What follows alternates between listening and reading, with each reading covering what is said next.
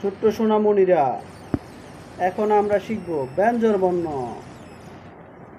ক, খ, গ, ঘ, ঙ, ছ, ছ, বর্গের জ, ঝ, ঞ, ট, ঠ, ড, ঢ, মূর্ধন্য ত, থ, দ, ধ, দন্তান্ন।